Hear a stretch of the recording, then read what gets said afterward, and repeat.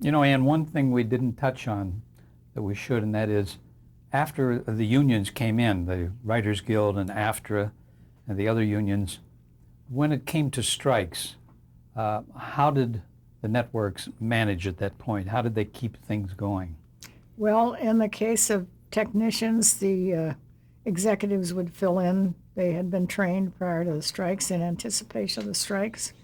In the case of the Writers Guild, which went on a long strike, and I can't remember the year now, 78, I think. I should remember. Or was it 88? Anyway, in the case of the Writers Guild, those were anticipated, and I think the writers themselves anticipated it, and many of them wrote way ahead. And so if you ran out of material, you just kind of ceased production.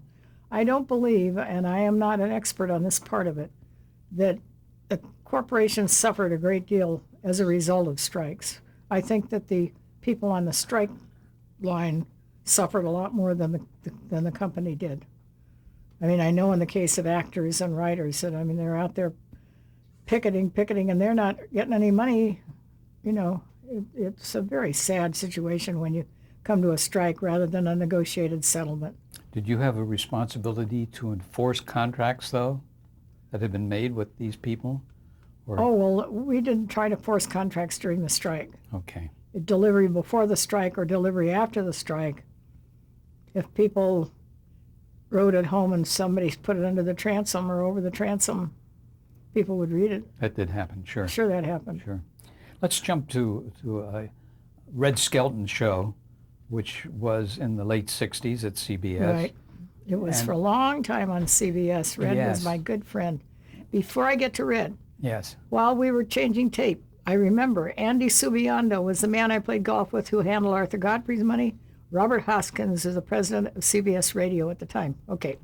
Now, about Red. We stand corrected. Oh, no, I stand filled in. Red is just... When did you first meet him? What's your first memory of him? Oh, I met him back in radio. Yeah. When he first came in radio, I met Red. And we've been friends ever since. And what kind of a man was he? Oh, he was a wonderful man. Red has been much maligned by some people, and it is not true.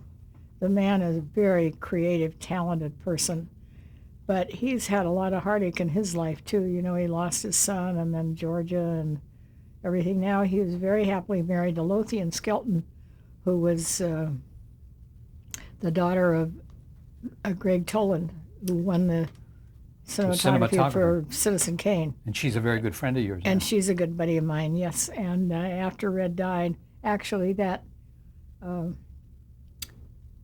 little jar in that case and those 3 ivory boxes came to me from her after Red's death, and I have 2 of Red's paintings that she gave me.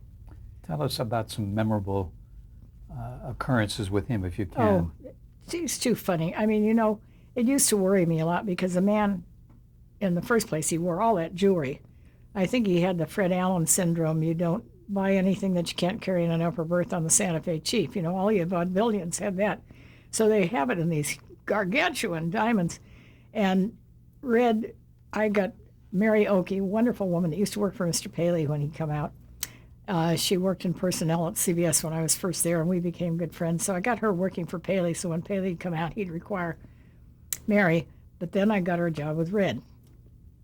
And she would have to sit there in the dress rehearsal and hold those flashing rings and the $200,000 that Red always carried around with him, or sometimes $250,000. Oh, seriously? In cash? Yeah, seriously. Cash. Oh, he once left it on an airplane in a pouch and got it back. He forgot it. Not like Ann Miller, who left an $800,000 diamond ring in the lavatory on a plane. Yeah, and never didn't got get it back. Right. Yeah. No, Red got his money back. But what used to worry me is after Frank Sinatra's mother piled into the mountain, then he quit flying, because we used to helicopter Red from the lawn in front of TV City to the Rexall building, where he'd get another helicopter that took him to the airport to fly in a Learjet home after the show. Well, Home was where, then? Pardon? Home was where? Oh, pardon me, in Anza, California, which is outside of Palm Springs, up in the mountains. So then Red would drive. Now, he would finish the show, you know, say 9:30. He would get in his Rolls Royce and drive to Palm Springs. Well, now anybody in California that's been on that road to Palm Springs knows that's a very lonesome road at night, or could be. It always amazed me that Red never was held up by anybody because he was notorious for carrying around large sums of money. Everybody knew that he carried large sums of money. And he drove himself? He Wouldn't drove have himself. a driver? He drove himself. No. He had 6 Rolls Royces at one point. And one day I was teasing him. I said, "Gosh, Red, what do you do on Sunday?" And an actor came on the show as a guest star and parked his Rolls Royce next to Red's, and it was longer than Red's. And I was there when Red peeled off $13,000 and bought the car from him. And then it cost him about $10,000 to get it in shape because the car had not been well maintained. So then Red had 7 Rolls Royces. So he would have his different Rolls, but he was always driving in a Rolls Royce, and he'd go on that road by himself. And that always used to just really worry me. But the dress rehearsal, everybody, as you will remember, Hank, used to go down to the dress rehearsal. I mean, it interrupted CBS's business life to have Red's dress rehearsal going on because he said every dirty thing that he did not want to say on the air. He never was dirty on the air, but he was so funny. And he, especially when Martha Raye was on the show, it was unbelievable. Martha Raye had a very big mouth and knew a few truck driver words too. And it would be so funny. Everybody just be in hysterics. But Red I never saw him miss on the air. I mean, fool around and inadvertently say something he'd already gotten rid of in the dress rehearsal. But when they had my 50th anniversary party at CBS in 1995 in June, they had a big bash, wonderful party. A lot of these people we're talking about were there. Norman Lear was there, and Gary Smith, and a whole bunch of people. And I sent Red an invitation just for fun. But I knew by then he had some health problems. He had phlebitis in his legs and so forth. Well, I never heard from him. And all of a sudden, I'm standing there in the studio just before the party begins, and in walks Red with Lothian. And I about fainted. He never had answered. Well, Madeline Pierce, who put the party together and did a terrific job, had sent a car for him, and he came, and then he got up and did a big shtick for me and was very complimentary, and it really made the party. That's the last time I saw him before he died. It must have thrilled you to have him there. Oh, my gosh, it did. And, of course, all he needs is an audience. I saw 20 years drop off that man's face. I mean, seriously, he walked in the door and he looked like an old man. And all of a sudden he stood up and everybody applauding, everybody was thrilled to see him because he'd been gone so long from CBS. And it was like he was a kid again. It was really amazing. And he was so funny. He had everybody in the aisle, just everybody. I was sorry that they weren't expecting him to do that, so they didn't light him right. And I've got a tape, but he's not lighted very well. But as people in our business know, being well lighted, well lit, whichever, is very important because you can really look awful if you're not lighted properly. Would Red get involved in any of the business part of the negotiations with CBS and you? No, he had an attorney group named Pact Ross, and those people used to handle for him a lot of things. And they used to really stretch the billing, I felt. I finally told him, I said, if you don't stop doing this, having me come and meet on Saturday and then not doing anything about it, I'm going to tell Red. And it stopped. So I was glad about that because I don't mean they didn't do anything for him. They did. But I understand. Red also had met a lot of people in his life that he trusted that he shouldn't have and that he couldn't. I mean, he was taken by a lot of people. Jack and Trotta took him very badly. Las Vegas. In Las Vegas, right? And a lot of people were very hard. Bo Roos didn't do him any good either, theoretical business manager. But it must have been difficult for you, excuse me for interrupting you, that being such a close friend of Red's, that when you saw some of these things occur, that's right. That's you why were in a position with CBS that you really couldn't talk about some of No, these that's things. correct. But if it got out of hand, I would have told Red. And so I'd tell them first that if this keeps up, I'm going to tell Red. So I never had to tell him. I did years later tell him about it. What was But, his reaction then? He wasn't surprised. Yeah. I think he knew what was going on. He didn't need me to tell him. He's very smart, very creative man. He's a wonderful, wonderful person. You miss him. Oh, I sure do. Because he wouldn't talk to most people on the phone, but he'd talk to me on the phone. One day my secretary said, Red Skelton's on the phone. I said, oh, yeah. I picked up the phone because I had a friend that was always pretending to be the Chinese ambassador, something named Skippy Shear, who used to be the editor-in-chief of Parade. Skippy was always calling up these fake voices. So I say, yeah, Skip, so what's new today, right? And it was really Red. I about fainted. Because he didn't like to talk on the phone. I don't know why, but he didn't. What about when videotape came in? Did things change? Oh, yes, they changed a lot because, of course, then you didn't have to have live shows, or if you had the live shows and you videotaped them, you could edit them, you could fix the mistakes. What about contract-wise? Contract-wise, it was really about the same ballgame. Excuse me. So residuals were negotiated? Well, yeah, of course, residuals came in on the live shows. There weren't residuals because you had nothing to replay. Let's talk about negotiations on some of these shows. Like, I know you weren't on the Carol Burnett show full time. You know, I was on Hawaii Five-0 for almost the whole run. Well, let's talk about that too. Let's first of all, that was going to be done in Hawaii. Did the network have some resistance to taking the show away from the California location? No, because the show was named Hawaii Five-0 after the 50th state. But they would lose control having it in No, Hawaii. we didn't lose control. Leonard Freeman was here. I see. We had a producer in Hawaii. Lenny produced the pilot.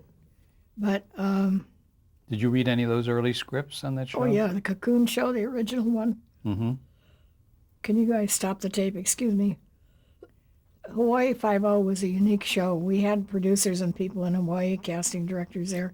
But we also had Lenny here.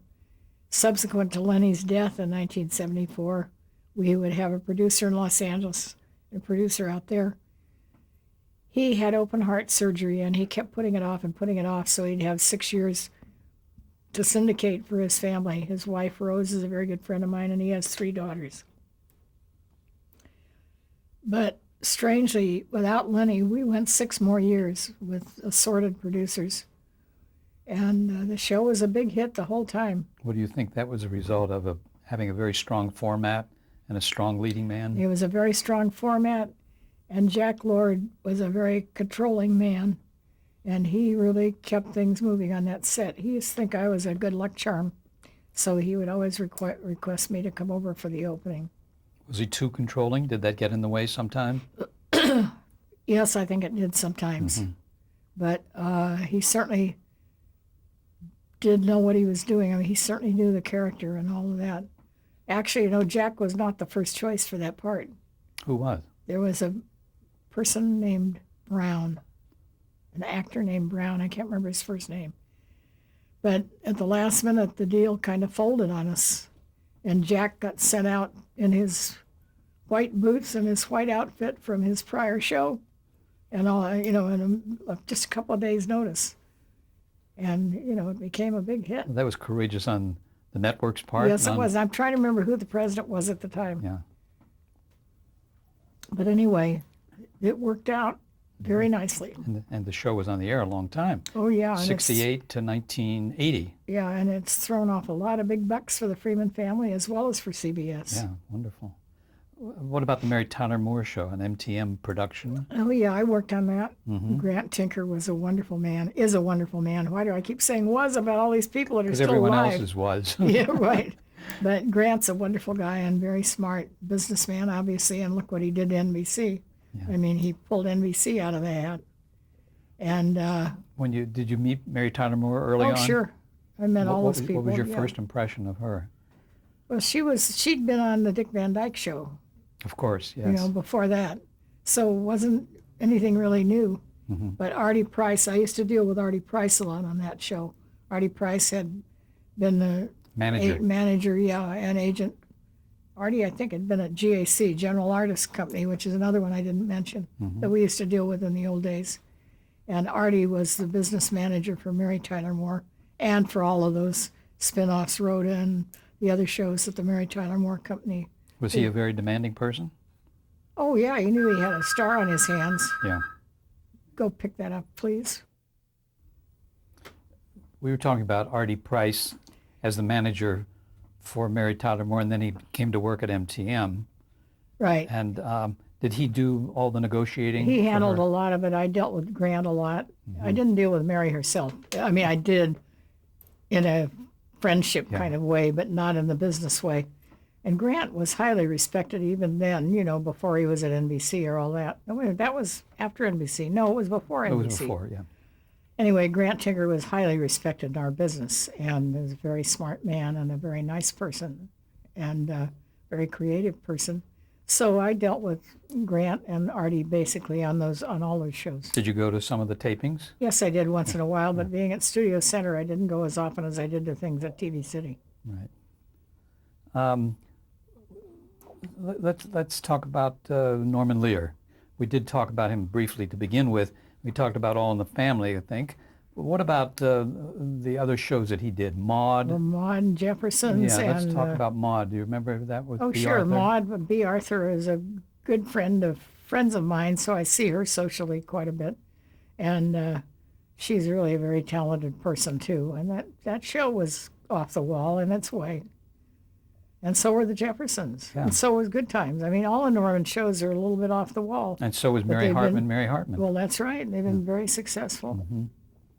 Mary Hartman didn't quite cut it the way I think he thought it would, but anyway, he certainly has done what he wanted to do, and he's done it his way. So he broke the rules, so to speak. Oh, he absolutely did. Yeah. He absolutely did, and he got away with it. Was he a tough negotiator? Oh, yeah, but he's fair. Norman is fair. He and I have very divergent views on politics, but outside of that, we get along great. Well, that's right. You mentioned that. Anything else you want to talk about Norman Lear? I mean, Well, no, otherwise, he's a very big talent. And a very he is successful and a very man. successful man, and he has been very successful in, contributions to our country, in my opinion, some of which I don't happen to agree with, but nevertheless, he has done it his way and the way he feels about things. and everyone. you don't always get those people in our business that do so well by our business that are willing to give some money back to their community or to their country. And Norman has always done that ever since he had only one show. Very commendable. We're going to jump now to 1973, when you became Director of Talent Administration at CBS. How did that come about? Well, you know what? I probably don't remember because in 1971, my dear husband, Harmon Nelson, fell off the roof. And he was brain damaged for 4.5 years, and I had to take care of him 24 hours a day. He had to be watched because he didn't know what he was doing. And And I three was children, putting too. 3 children through orthodontia in college at the time and putting him through brain damage.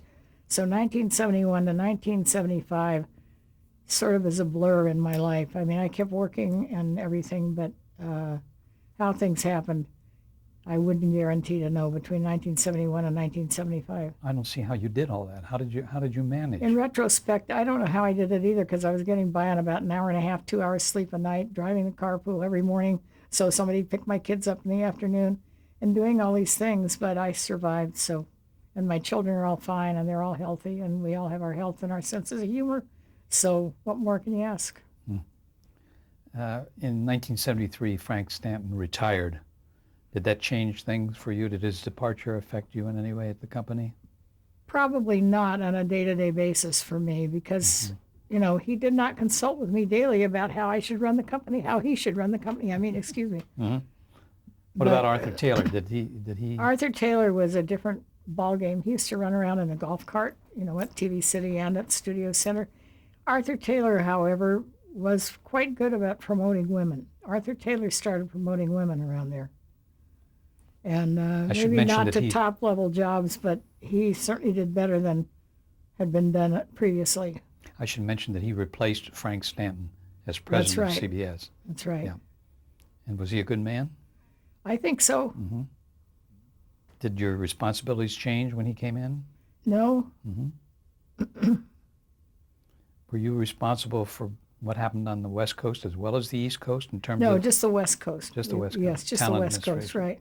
who was your counterpart on the East Coast? Well, at one point, Bob Daly was, who's now about to be retired co-chairman of Warner Brothers. Bob Daly was head of the business affairs department. Did you work closely with Oh, him? yeah, I did. He was a wonderful guy.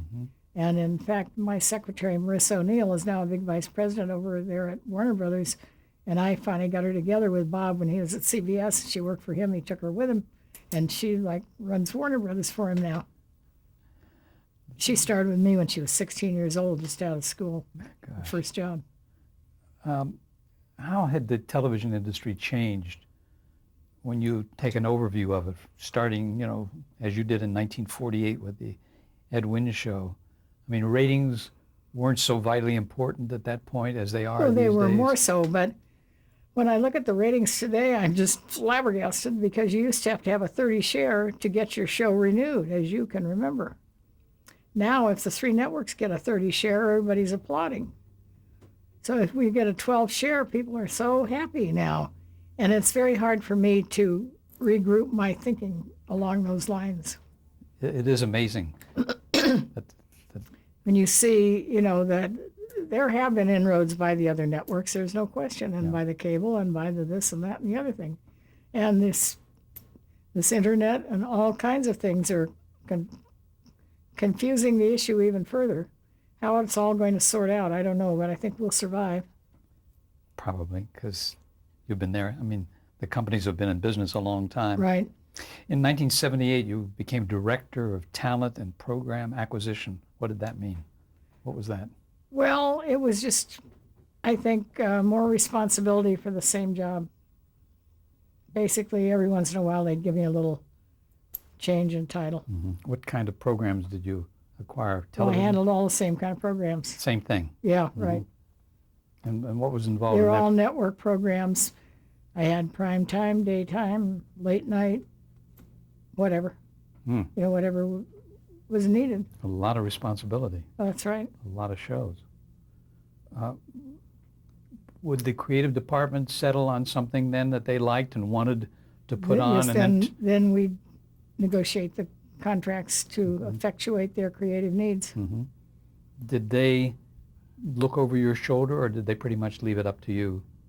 What kind They of didn't terms? look over your shoulder as much as they do now.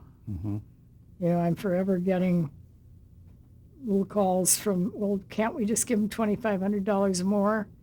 And I say, but his credits haven't really earned it.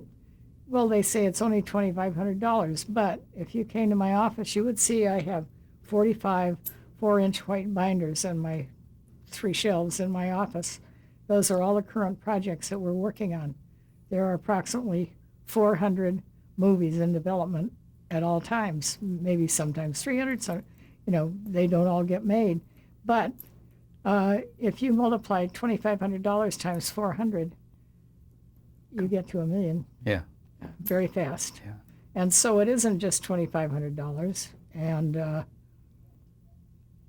well, the writer's done a good job. I said, but that's why we're paying him as much as we're paying him already. Let's pick up there in a minute. Right.